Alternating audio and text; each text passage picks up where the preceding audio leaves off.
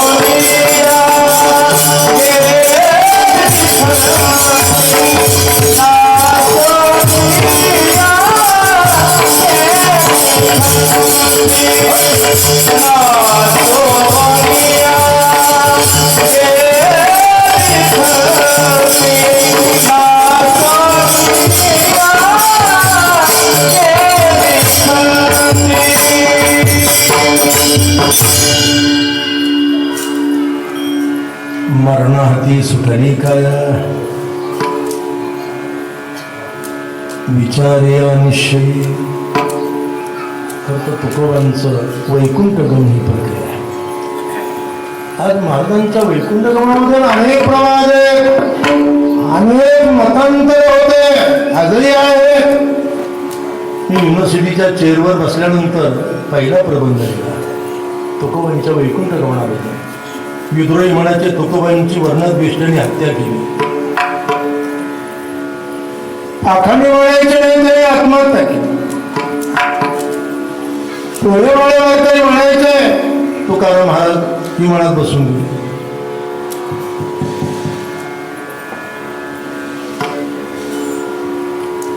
चिकित्सक अभ्यास म्हणायचे तुकोबा अदृश्य झाले. काय झालं नेमकं तुकोबांचं? त्याकरता एक 300 पानाचा मी शोध निबंध केला. पुणे विद्यापीठाने तो ग्रंथ प्रसिद्ध केला. पण त्याचं परीक्षण करण्याकरता पुणे युनिव्हर्सिटीनं ते वासुदेव गाडी होते त्यामुळे हा ग्रंथ प्रसिद्ध करायचा, पण याला अभिप्राय पाहिजे म्हणून जागतिक कीर्तीचे अणुशास्त्रज्ञ डॉक्टर विजय भटकर सरांकडे पाठवलं होते. सरांनी तो ग्रंथ बारकाईने वाचल्याने 25 पानाचा अभिप्राय पाठवला विद्यापीठाला की डॉक्टर ललितकर महाराजांनी जो निष्कर्ष मांडलाय वैकुंठ गमनाचा तो 100% विज्ञानवादी आहे. भौतिक आहे तुकोबांचं वैकुंठ गमन. एक सूर्यप्रकाशाची सत्य घटना आहे. आता तुकोबांची हत्या व्हायला ते काय स्वराज्यात तुकोबांची हत्या व्हायला ते काय युतीचं आघाडीचं राज्य होतं? मध्यंतरी एकादशीला चैत्र शुद्ध एकादशीला राम उत्सवामध्ये मी कीर्तन केलं नाशिकमध्ये. झाली रामराज्य. आता रामराज्य काय स्वराज्य काय? राजा रामचंद्राचं रामराज्य. राजा छत्रपतीचं स्वराज्य ते काय युतीचं आघाडीचं नव्हतं. पैशातून सत्ता सत्तेतून पुन्हा पैसा वाले राजले सर्व राष्ट्र वेड्यात काढलं. स्वराज्यामध्ये तुकोबांची हत्या खून जर घडला असतं असं राजा छत्रपती सतर्क होते. त्यांनी या महाराष्ट्रात औषधाला ब्राह्मण ठेवलं असतं. तुमची श्राद्ध तर्पण पिंडदान तुम्हालाच करावे लागले असेल. देशपांडे कुलकर्णी दोषीबा दिसलेच नसतील. मग तुकोबांनी आत्महत्या केली तर प्रपंचाला कळलं नाही हो. एक तुकोबांच्या अभ्यासाची व्याप्ती मोठी होती. मध्यंतरी मुख्यमंत्री देवेंद्र फडणवीसांनी नागपूरमध्ये शेतकरी आत्महत्या करता म्हणून एक सेमिनार ठेवला. त्या सेमिनारमध्ये मी 2 भाषण केली. शेतकऱ्यांनी आत्महत्या का करणं, आत्महत्या करणं किती दोष आहे. त्यावेळेला किरकोळ करणारा माणसं जीव देतात. शास्त्र असं आहे की जीव देणारे आत्महत्या करणाऱ्या व्यक्तीला सद्गती मिळत नाही. त्यांची क्रियाकर्म श्राद्ध तर्पण पिंडदान देखील करू नये असा नियम दिला. हाती त्याळी देता जीव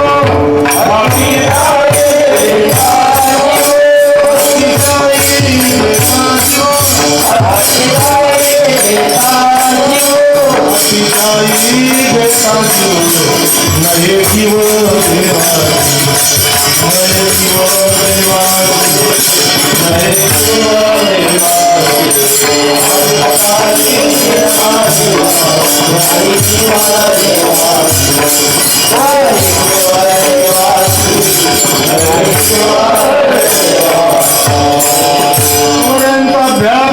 पुराणे दांडोळी दर्शने तुकोबांनी आत्महत्या करत संभवनीय नाही. हत्या होणार अजिबात शक्य नाही. मध विमानात बसून गेले का? हो विमानात बसून गेले. कसे गेले? सध्या काळात आपण नुकतं मोदी साहेब महाराष्ट्रात दौऱ्याला जातात आणि त्यांना निरोप द्यायला मंत्री खासदार अधिकारी जातात. पंतप्रधान विमानात बसले की असा हात करता.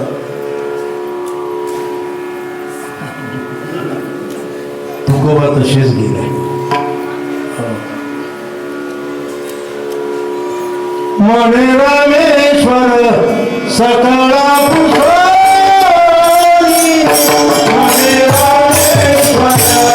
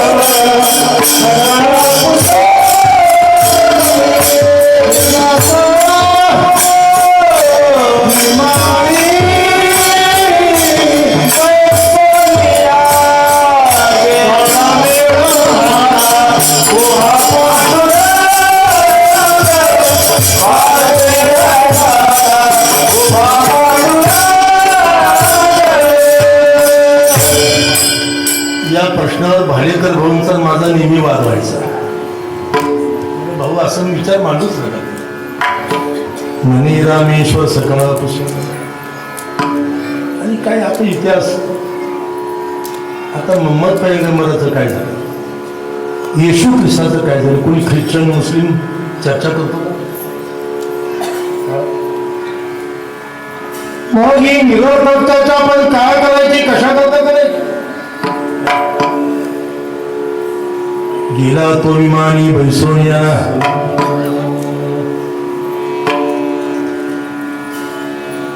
तुकोबा अदृश्य झाली म्हणजे काय मोठी प्रक्रिया. आता ती सांगायला गेलो तर 1 महिना लागेल. तुकारामाने आपल्या स्थूल सूक्ष्म देहातले परमाणू ईश्वराच्या विराट पातळीने केले.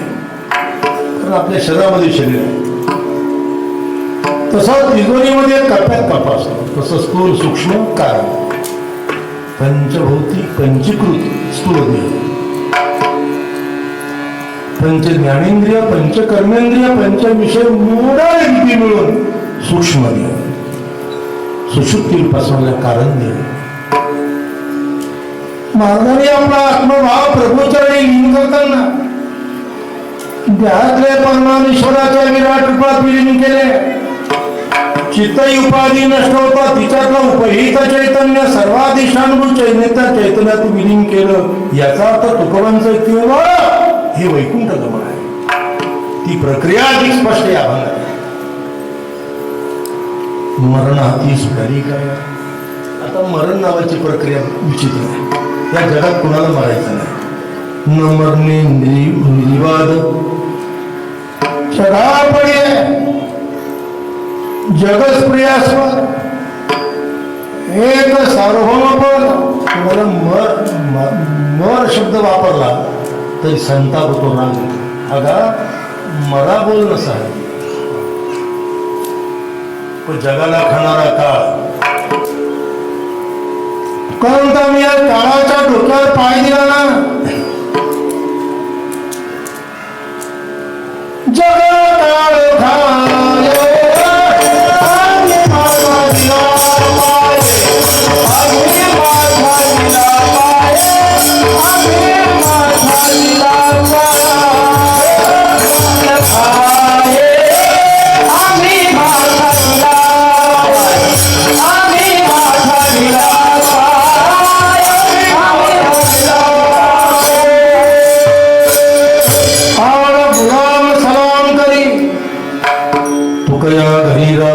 तात्पर्य भाग आहे की मरणाच्या माझी काया शरीराने कायमचं सोडून घेतलं, असं तुकोबांचं विधान. माझ्या मातोश्रीच्या निमित्ताने हे धर्मचिंतन आहे. आपण काय नुसतं जेवायला आलो नाही, इथे काही चिंतनही घडावं. भोजन भजन भोजन विठोबा नंतर पोटोबा नाही का, 5वं पुण्यस्मरण आहे. अत्यंत प्रभावी असं त्यांचं व्यक्तिमत्व. या संपूर्ण परिसरामध्ये ती लोक त्यांना आदर्श माता समजत. आणि आदर्श गावचे पोलीस पाटलाची समपत्नी काय रुबाब असेल त्या काळात. आणि जगताप कुटुंबातील एका खानदानी सुचिरभूत अशा कुटुंबात त्यांनी जन्म घेतला. पोलीस पाटलाच्या घरात सारा ऐश्वर्य त्यांनी वाढवलं. आज त्या मातोश्रींचं एक 5वं पुण्य सोहळा. पुण्यवंत व्हावे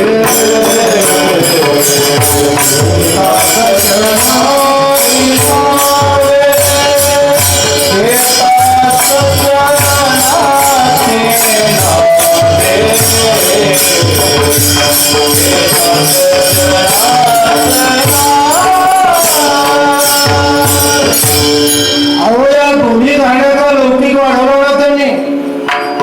ज्या कुळात जन्म घेतला त्या कुळाचा उद्धार, ज्या घराण्यात आले त्या घराण्याचा उद्धार.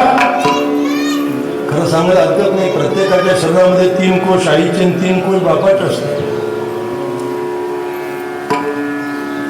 मध्यंतरी आमचे जगन्नाथ आप्पा काटे, सोमनाथ शेठ काटे यांच्या मातोश्रींच्या उतर कार्याच्या निमित्तानं काही विधानं मांडली. मातृ पितृ, आईचं हृदय आणि पित्याचं मिळून शरीर. नुसता आपण बापाकडून झालो नाही, आईकडून झालो नाही. 3 कोश मातृवंश आहे आणि 3 कोश पितृवंश आहे. म्हणून भारतवर्षामध्ये 2 गाय आहेत. गुजरात प्रांतात मेहसाणा जिल्ह्यात बिंदू सरोवर आहे, त्याला सिद्धपूर म्हणतात. ती मातृगाय आहे. आईचं श्राद्ध तर्पण तिथे जाऊन करावं लागतं. आणि बिहार प्रांतामध्ये फल्गु नदीच्या तीरावर गया क्षेत्री त्याला पितृगाय म्हणतात. मला आज मातृगायीचं महात्म्य सांगायचं आहे.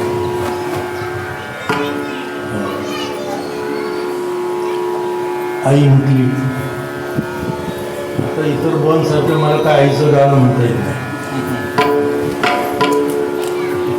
परवा चैतन्य महाराज दिगलूरकर एवढे ओरडले आले, ते काय चाललं म्हटलं. अभंग वया सोडून काय म्हणायला, काय कमी वाढवण्यात आपल्या.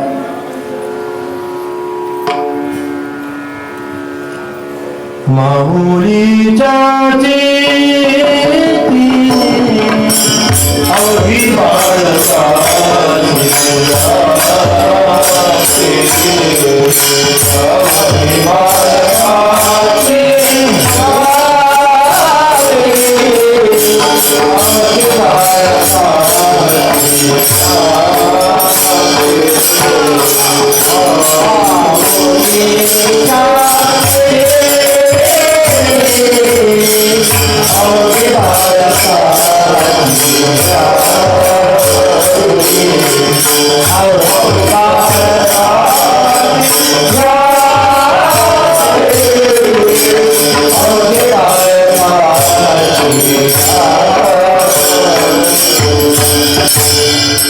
आदरणीय शेखरराव बसले इथे, त्याने अनेक वर्ष आईचा महोत्सव केला. आई या तत्वाचं मूल्य महिमा अपार आहे. मातृवंशाचं सामर्थ्य बापाच्या सामर्थ्यापेक्षा अधिक म्हटलं शास्त्र. सांख्य तत्वज्ञ भगवान कपिल महामुनी त्यांची आई देव होती. श्रीमद भागवताची कथा आहे.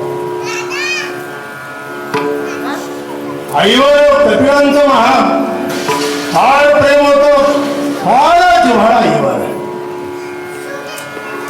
म्हणून कपिलाने आई करता फार मोठं ज्ञान दिलं. सांख्यज्ञान स्वतंत्र शास्त्र आई करता निर्माण केलं. कपिलाला विचारलं देवतेने, बाळा माझा उद्धार करण्याकरता मी काय करू. म्हणून आईला त्यांनी ज्ञान दिलं. कपिल भगवान होते. ती सांख्य तत्वज्ञान कपिल गीता भागवतात आली. मृत्यू पावल्या म्हणून कपिलाला शोक झाला. एवढे विद्वान होते, ज्ञानी होते. पण आई गेली म्हणून रडू लागले. प्रचंड त्यांनी आकांत केला केला, त्यामुळे त्यांच्या डोळ्यातून अश्रुपात झाले. त्या अश्रूपासून एक तळ तयार झालं, सरोवर. त्याला बिंदू सरोवर म्हणतात. सप्त सरोवरातलं बिंदू सरोवर कपिलांच्या आक्रोशातून निर्माण झालं. आईची आठवण झाली. त्या सरोवरातलं पाणी हातात घेतलं, डोळ्यातून पाझरलेलं. आईचं कल्पन केलं, त्या तीर्थाला भर दिला की जो कोणी मातृवंशाच्या निमित्ताने ते श्राद्ध तर्पण करील त्याला त्याचा तू उद्धार कर. आणि प्रश्न आहे, आज मातोश्री बायशाबाई, आता हे पहिलं दुसरं तिसरं नव्हे, पाचवं पंचम पद्धतीशास्त्र. माता पिता मरणी अंकित जे दिवस, त्यामुळे आई आणि बाप ज्या तिथीला मृत्यू पावतात त्या तिथीला बापाचं आईचं स्मरण करणार. यामध्ये आजही मुसलमानांचे ख्रिश्चनांचे आदर्श घेतले पाहिजे. आपण आपली संस्कृती विसरलो. हजारो वर्षाच्या मुस्लिम लोकांच्या पूर्वजांच्या कबरी, तिथे जाऊन ते दुआ मागतात, नमाज पडतात, आशीर्वाद पडतात. हजारो वर्षाचे शवपेट्या पूर्वजांच्या, ख्रिश्चन लोक जाऊन तिथं प्रेयर करतात, प्रार्थना करतात. आम्ही दावा करायला मागत नाही.